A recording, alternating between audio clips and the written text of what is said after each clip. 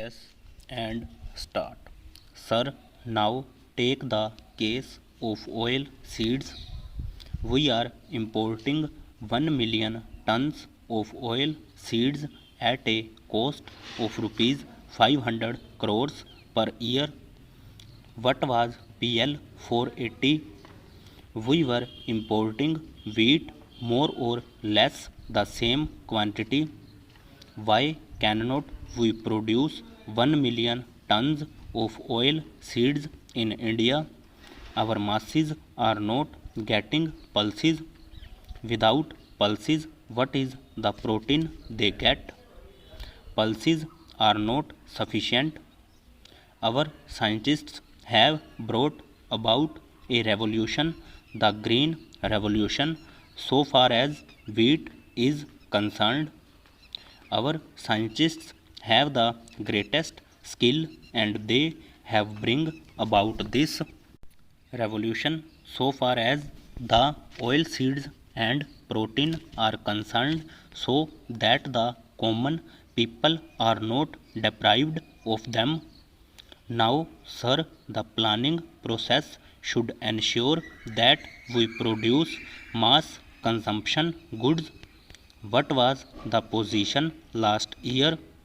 There was a shortage in production of about 25% in aluminium, in cement, and in steel. Why cannot we ensure that there is no shortage in production? Was there any shortage in the production of air conditioners? No. Was there any shortage in the production of refrigerators? No. Was there any shortage in the production of cigarettes? No. In beer? No. In polyester? No. No shortfall in the production of the luxury goods which the affluent people could buy in spite of the problems in the power sector, in the coal sector, and in the elitist sector, and the elitist and the affluent industries could prosper in spite of all these things. There was a shortage in aluminium, steel, and cement. Why was there a shortage of about 15% in the production of nitrogenous fertilizers? Why was there a 50% shortage in the production of the petroleum products? All these have to be rectified.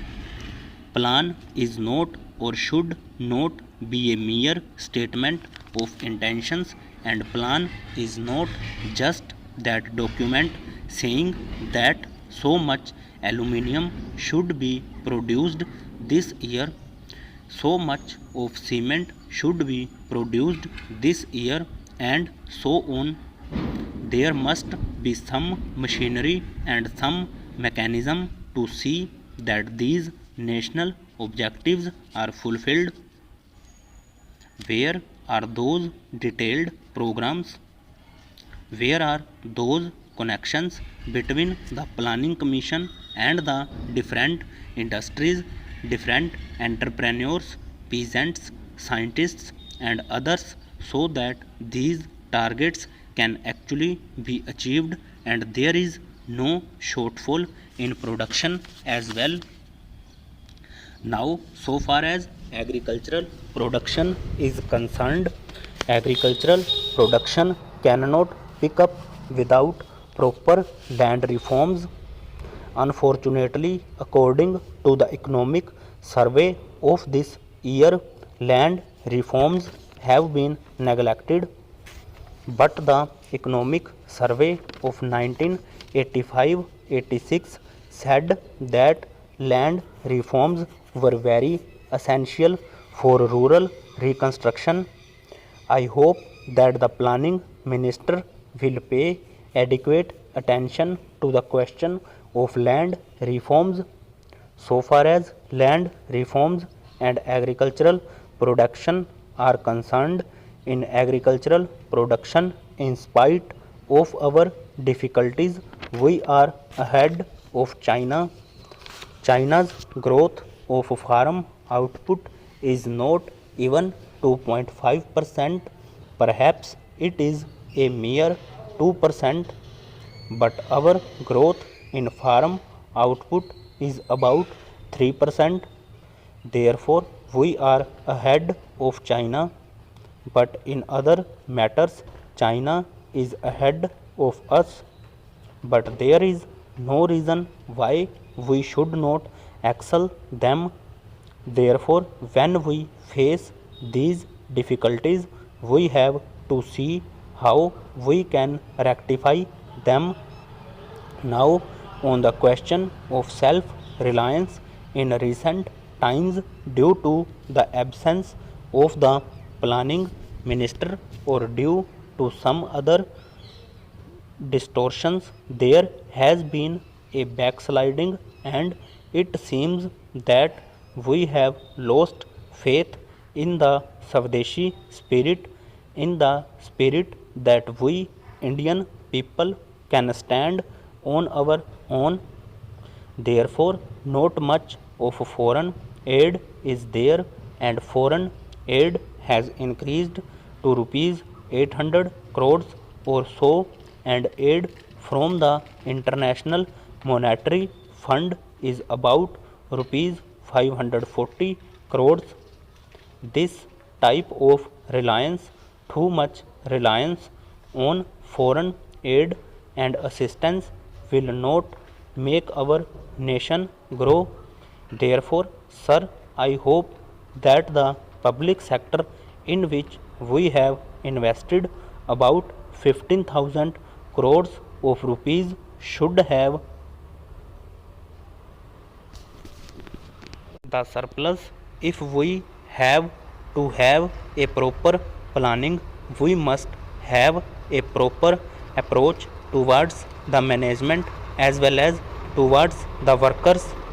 When we industrialize, when we nationalize an industry, when we socialize an industry, it is not an institutional change. There should not only be an institutional change, but there should also be a psychological change.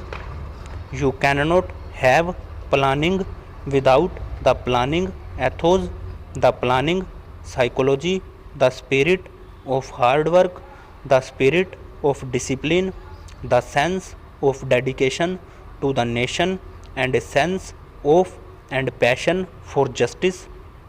Therefore, institutional change, attitudinal change, and psychological change go along with the planning mechanism and the planning, and unless we can make everybody feel that when we nationalize an industry, it belongs to the nation, and that it must produce surpluses, and that it must not create losses, we cannot succeed, because those surpluses will generate capital for further investment, for further production, and for further employment. Over.